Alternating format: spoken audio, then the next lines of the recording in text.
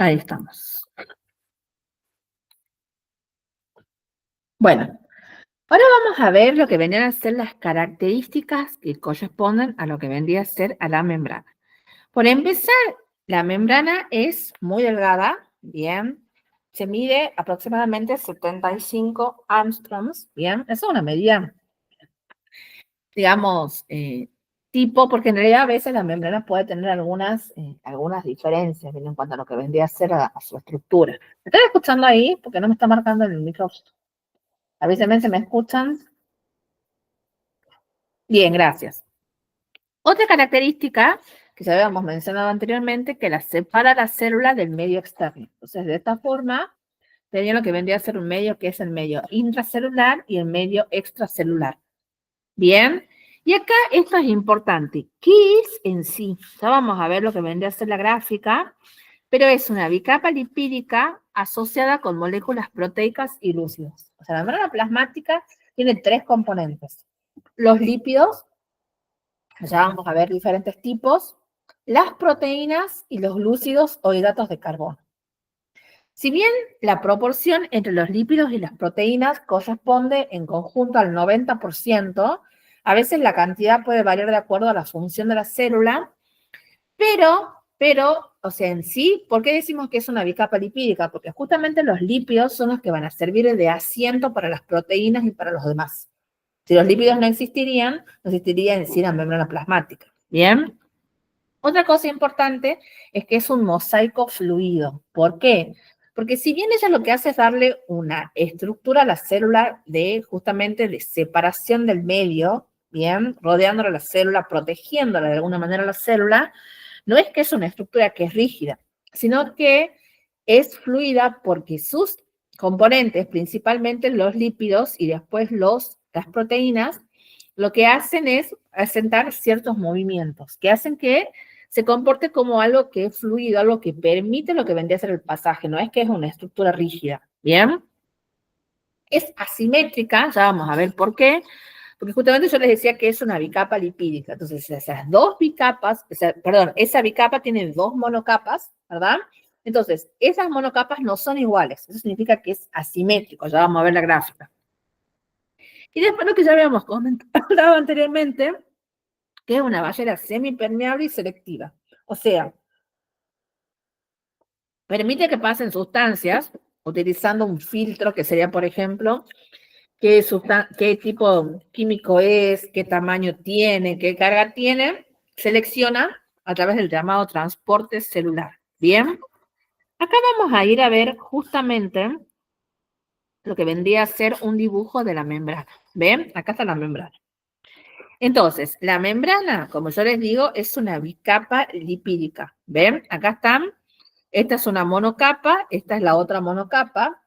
Presenta esta orientación. Estos que están acá con cabecita y con colita se llaman fosfolípidos y forman la bicapa. ¿Por qué tienen esta orientación? Porque las cabecitas tienen afinidad por el agua y las colas no. O sea, las cabezas siempre están orientadas hacia donde hay agua. Acá hacia afuera hay agua porque es lo extracelular y acá hacia adentro también hay agua. Después también tenemos dentro de los fosfolípidos, tenemos el colesterol, que es el amarillito que es propio de la célula eucariota. La célula procariota también tiene membrana plasmática, pero se acuerdan que habíamos hecho un cuadro en el que justamente habíamos marcado que ella no tenía colesterol. En cambio, esta sí tiene, ¿bien? Tiene colesterol. Después tengo lo que vendrían a ser estas moraditas, que son las proteínas. Las proteínas pueden ser integrales, están integradas a la membrana, pueden atravesarla la membrana completamente a lo largo, hacia el medio, inclusive pueden atravesarla varias veces. Y esta otra que tengo acá es la proteína periférica. ¿Bien? Y después tenemos lo que vendrían a ser estos verdes, son los hidratos de carbono o glúcidos. Ellos se encuentran en una proporción bastante baja, menos del 10%, y se encuentran siempre asociados a los lípidos o a las proteínas. Entonces, acá ven, está asociado con el lípido, se llama glucolípido o glicolípido, y acá está unido a la proteína, se llama glucoproteína o glicoproteína. ¿Bien? Eso es cuanto a lo que vendría a ser justamente a la composición. Eso es lo que vendría a ser justamente en lo que se refiere a la composición, lo que estamos viendo en este caso. Bien. Ya vamos a ver luego el modelo de mosaico fluido y la simetría, ya vamos a repasar esas propiedades, pero ahora nos vamos a centrar en la composición química. Entonces, la célula tiene lípidos, fosfolípidos, colesterol, proteínas integrales o periféricas y carbohidratos o hidratos de carbono que se encuentran asociados a los lípidos o a las proteínas formando el glucocáliz o glicocáliz. Esto que yo puse ahí de porcentajes 40-50, en realidad lo puse así porque las guías del ingreso marcan así, pero la realidad es que ustedes acá estudian generalidad de todo, pero de acuerdo al tipo celular, tanto la membrana como las organelas que vamos a ver después pueden presentar diferencias, ¿bien? Entonces acá en este cuadro justamente les marco estas diferencias, ¿ven? Ya, este no es el cuadro, ya tenemos otro cuadro. Entonces, los lípidos, un porcentaje general 40-50, ven porque eso va cambiando, forman la estructura de la bicapa, acabamos de ver, aportan fluidez y aislamiento. ¿Por qué? Porque yo les decía hace un rato que justamente la membrana no es del todo rígida, o sea, es más bien fluida, sobre todo por qué cosa, por los lípidos, que ellos tienen movimiento, que ya vamos a ver cuáles son. ¿Cuáles son los lípidos? Fosfolípidos, esos que son con la cabecita y la colita. Colesterol, característico de la célula eucariota, y glucolípido o glicolípidos, que no es otra cosa que azúcares con lípidos. ¿Bien? Luego tengo proteínas, hemos visto integrales y periféricas, que les he mostrado en la gráfica. Integrales atraviesan la bicapa y periféricas en una sola cara. ¿Para qué sirven las proteínas? Ya vamos a revisarlas, pero sirven para el transporte, sirven para la catálisis enzimática, que son con las reacciones, reconocimiento y adhesión. Y después acá, los hidratos de carbono glúcidos, miren, poquito, 2 a 10%, se unen a los lípidos, formando los glicolípidos o las glicoproteínas a las proteínas, y solo se encuentran en la cara externa. Eso es importante. Vieron que yo recién les decía, por ejemplo, que la membrana plasmática es asimétrica. Les decía yo, las monocapas no son iguales. Justamente los hidratos de carbono, los glúcidos, tienen un rol fundamental porque solamente se encuentran en la cara externa. Bien, solamente en la cara externa. Esos son los glúcidos. Y como yo les decía, esto, digamos, es más bien general, los porcentajes, porque todo depende del tipo celular. Y acá puse los tipos celulares más importantes que están en la guía del ingreso, que son estos. En la membrana de los glóbulos rojos, miren acá, 50 y 50. Generalmente hay una proporción equilibrada. Alguito nomás, muy poquito de hidratos de carbono, o sea que sería que ni siquiera es menos de un 1. En la vaina de mielina, ¿qué es lo que sucede? La vaina de mielina se encuentra rodeando a lo que vendría a ser el axón en las neuronas. Tiene una propiedad que es justamente aislante y como es lípido, entonces quiere decir que en la membrana de la vaina de mielina 80% es lípido y 20 proteína. En cambio, miren acá, en la membrana interna de las mitocondrias, en la cual hay muchas proteínas, porque la mitocondria justamente es la responsable de la producción de la energía, ahí la proporción es 20 de lípidos y 80 de proteínas. ¿Bien? Entonces, estudiamos generalidad, bien, pero la cantidad de un componente o algunas características importantes va a depender de qué cosa, de la función de la célula. Bien, bueno. Ahora vamos a comenzar justamente hablando de lo que vendrían a ser los lípidos. Entonces, en el caso de los lípidos, yo les había mencionado a ustedes. En el caso de los lípidos, nosotros vamos a considerar 3 lípidos. Tenemos los fosfolípidos, que son esos con la cabecita y con la colita. Luego tenemos el colesterol, característico de la célula eucariota.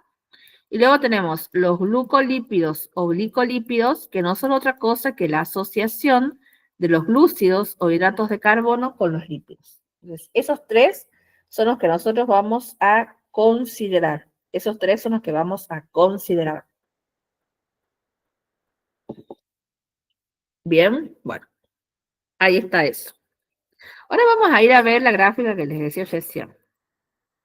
Esta es la gráfica. Miren acá. Esto que tenemos acá nosotros son fosfolípidos. Los fosfolípidos se caracterizan, los fosfolípidos justamente son los responsables de que se forme la bicapa.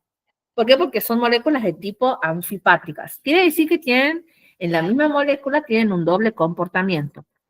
Por un lado tienen afinidad por el agua y por otro no. Entonces, las cabezas, que estaban formadas justamente por fosfato, ellas tienen lo que vendría a ser justamente, son hidrofílicas. Es cabeza polar formada por fosfato hidrofílico. Mientras que las cadenas, que son de ácidos grasos, son hidrofóbicas. Por eso siempre están orientadas hacia adentro.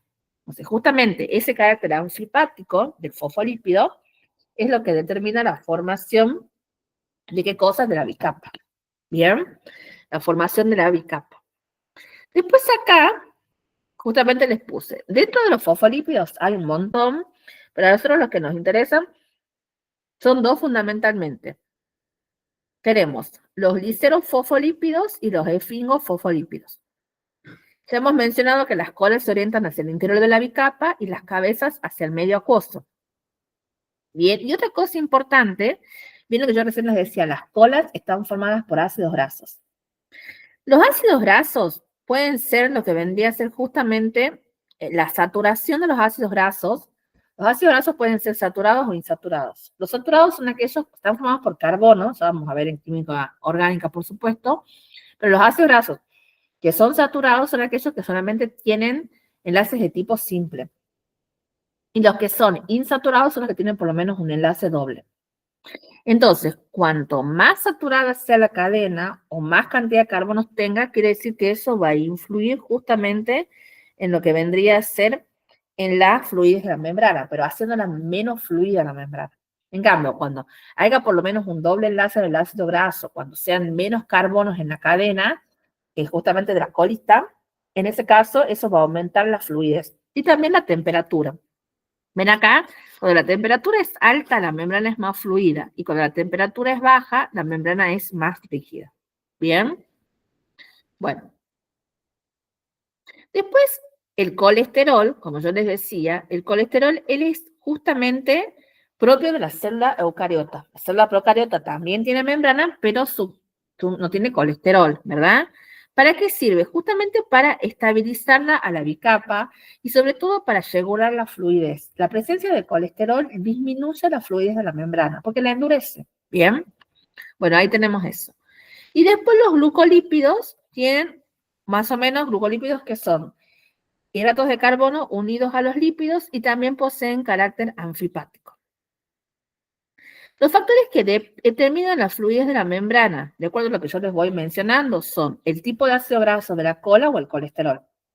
¿Qué les decía yo a ustedes? Cuando menos carbonos tenga la cola, cuando tenga por lo menos un doble enlace en la cadena, quiere decir que más fluida va a ser la membrana.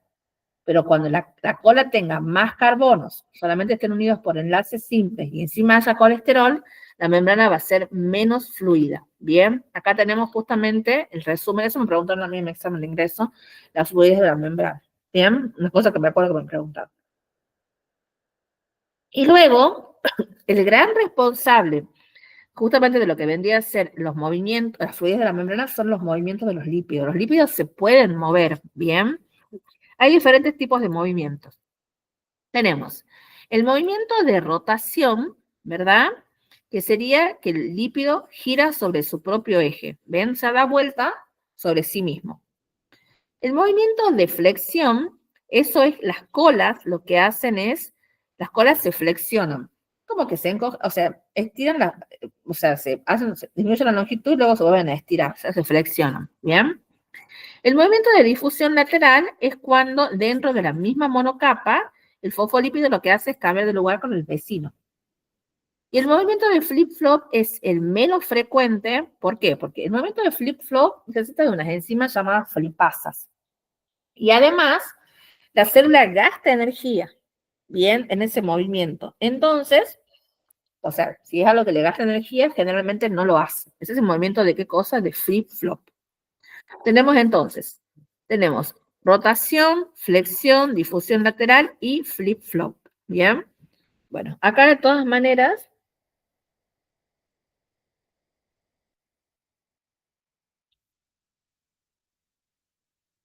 Ahí está. Ahí tenemos luego el cuadro. Luego tengo las proteínas. Vieron que las proteínas, yo por ejemplo, en lo que vendría a ser las proteínas, vamos a salir de acá. Tengo las proteínas. ¿Qué es lo que pasa acá con lo que vendría a ser con las proteínas? Estas son las proteínas. Las proteínas pueden ser integrales, que son estas que están acá, o periféricas. La proteína que es integral puede estar inmersa total o parcialmente en la bicapa e incluso puede atravesarla varias veces. Bien. Ellas pueden estar unidas a los glúcidos, ven que pueden estar unidas a lo que vendría a ser a los glúcidos, acá estamos viendo, unidas a los glúcidos, y participan, por ejemplo, en el transporte, en la señalización, y suelen ser insolubles, se pueden solubilizar. En cambio, la periférica, que es esta, está unida débilmente a la superficie externa o interna de la membrana, no penetra en la bicapa, se asocia, por ejemplo, a la proteína integral o a la cabeza polar de los fosfolípidos. ¿Ven cómo estamos viendo acá? Está asociada a la cabeza polar, pero lo que tiene la periférica es que ella nunca se va a unir a los glúcidos. Los glúcidos siempre se van a unir a la proteína integral, nunca a la periférica. Acuérdense en eso. Otra cosa importante es lo que vendría. Entonces, ¿cuáles son las características diferenciales de las proteínas integrales y de las proteínas periféricas? Vamos a ir a ver eso. Entonces, la proteína que es integral penetra en la bicapa parcial o totalmente. Algunas incluso pueden hacer más de una vez. Son insolubles, sí se pueden unir a los glúcidos formando las glicoproteínas, sí se asocian con el citoesquelético y las funciones pueden ser de transporte de sustancias o participan en transporte celular, receptor, por ejemplo, de alguna hormona, enzimas, ayudando a las reacciones químicas, anclaje y reconocimiento. El reconocimiento sobre todo lo obtiene cuando se une al hidrato de carbono, ¿bien? Y luego tengo la proteína que es periférica, ella no penetra en la bicapa, es hidrosoluble, no se une a los hidratos de carbono, sí se asocia con el citoesqueleto y participa en función enzimática, anclaje y soporte. O sea que en conclusión, la proteína periférica tampoco actúa en el transporte, solamente lo hace las proteínas integrales. Bien, bueno. Otra cosa importante es esto de las funciones que les estaba comentando. Acá les hice un cuadro. Ven, por ejemplo, lo que vendría a ser la función de canal. Nosotros vamos a ver, cuando veamos transporte celular, vamos a ver justamente que hay diferentes tipos de transporte. Y hay un transporte que se llama el transporte pasivo, en el cual la célula no gasta energía, que lo puede hacer. Las sustancias pueden atravesar directamente la bicapa lipídica o las sustancias que son hidrosolubles tienen que utilizar canales para hacer. Entonces, las proteínas integrales forman canales justamente para que pasen iones o las moléculas que son hidrosolubles o hidrofílicas. Función de transportador también, porque después vamos a ver otro tipo de transporte que justamente lo que vendría a ser las permeasas, los carriers también, para transportar sustancias específicas. Función receptora, que yo les decía también, son por las integrales que reconocen moléculas o hormonas. Por ejemplo, ¿por qué una molécula actúa en cierta célula? Por ejemplo, un fármaco. ¿Por qué actúa en una célula y no en otra? ¿Por qué actúa en un tejido y no en otro? Porque justamente el que hizo el fármaco lo estudió previamente a la membrana de la célula en la que quiere la que actúa, para que vea qué, por ejemplo, proteínas existían ahí, por ejemplo. ¿Bien? Después, enzimáticas que tienen que ver justamente con reacciones de tipo química, esas pueden ser ambas, ¿bien? Unión o anclaje, porque lo que hacen es conectar a la célula con otras células o con elementos de la misma célula. Y después reconocimiento. El reconocimiento, miren acá, glucoproteínas o glucolípidos. El reconocimiento de lo que vendría a ser la célula, a todo aquello que es ajeno a ella, está dada por los hidratos de carbono. Entonces, los hidratos de carbono, estos se encuentran asociados a las glicoproteínas y a los glicolípidos. Bien, si bien este cuadro es de proteínas, pero bueno, acá les menciono que los glicolípidos también hacen esa función. Bien, bueno, eso es todo lo que me interesa a mí saber de las proteínas. Y ahora voy a ir a verlo a los hidratos de carbono. ¿Qué pasa con los hidratos de carbono? La proporción de hidratos de carbono no es muy alta, es baja, más o menos 10%, quizás menos, y ¿qué habíamos visto nosotros? Que estos se encuentran unidos ¿a qué cosa? Se encuentran unidos a los lípidos y a las proteínas integrales, nunca a las periféricas, acuérdense en eso. ¿Bien? Y si bien la cantidad no es tan importante, sí es importante la función. Y todos los hidratos de carbono, ellos van a formar lo que vendría a ser ¿qué cosa? El glucocáliz o glicocáliz. ¿Bien? Entonces, como solamente se encuentran en la parte externa, contribuyen a qué cosa? A la asimetría. ¿Bien? ¿Cuál es la importancia del glucocáliz? Bueno, esto es muy relevante. Por ejemplo, protección contra agresión física y química que sufra la célula. ¿Qué es una agresión física? Por ejemplo, la célula, sobre todo algunas células, o sea, la célula muscular, por ejemplo, tiende a cambiar su longitud, pero eso tiene que ver con la contracción. Tiene que ser dentro de los límites. Entonces, justamente, eso viene que ver con la protección. O si, por ejemplo, viene alguna sustancia y quiere afectarla, por ejemplo, a la membrana, también el glucocáliz lo que hace es protegerla. Después, viscosidad, facilitando el deslizamiento celular. Sobre todo, por ejemplo, ¿ustedes alguna vez han visto una gráfica cuando van los glóbulos rojos pasando por los capilares que van como apiladitos unos con otros? Bueno, justamente facilitando el deslizamiento celular, sobre todo en aquellos lugares en los que no es tan fácil el acceso por el tamaño de la célula y el tamaño del lugar en el que tiene que pasar. Esto es importantísimo, reconocimiento celular.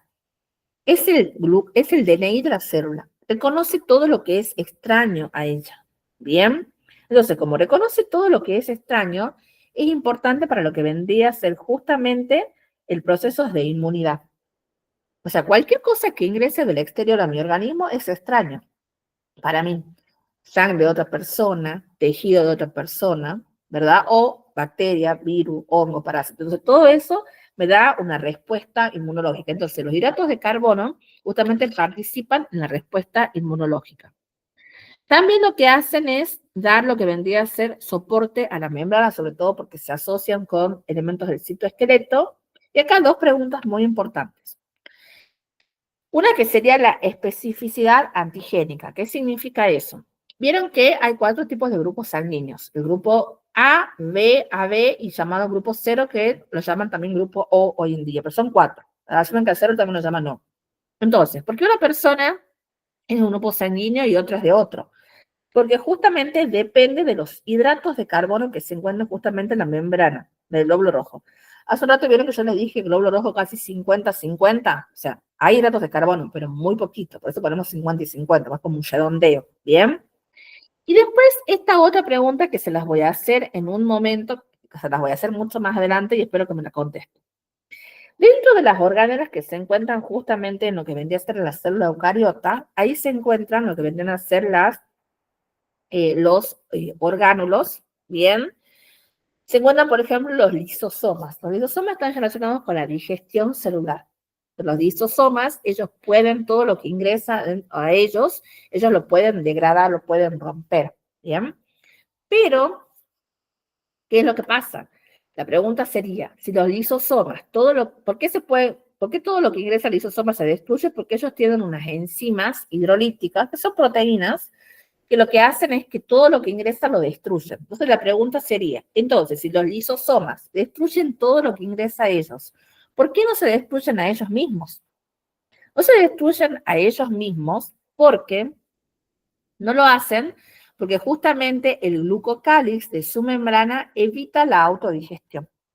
Cuando yo llegue al lisosoma, les voy a volver a preguntar y espero que me contesten. Entonces, ahí tenemos protección lisosomal, evita la autodigestión. Esas son todas lo que vendrían a ser las funciones. Bien, ahí vamos a sellar porque ya es un montón. Entonces, mañana van a ver más asimetría, más mosaico fluido y todo lo que es transporte celular. Yo ahora les voy a pasar una actividad y les voy a marcar qué puntos van a hacer de esa actividad. Bien, de acá de biología, y bueno, ya demasiado por hoy, ya van a hacer, ya pasa para el examen de más tarde, y mañana seguimos. Bien, bueno. Ya saben que el viernes tienen bien pesado, ¿no? Tienen el taller y encima los que tienen física también tienen física. Bueno, acá corto, ya les paso la actividad y si la hacen ahora mejor. Bien, bueno, chao, chao.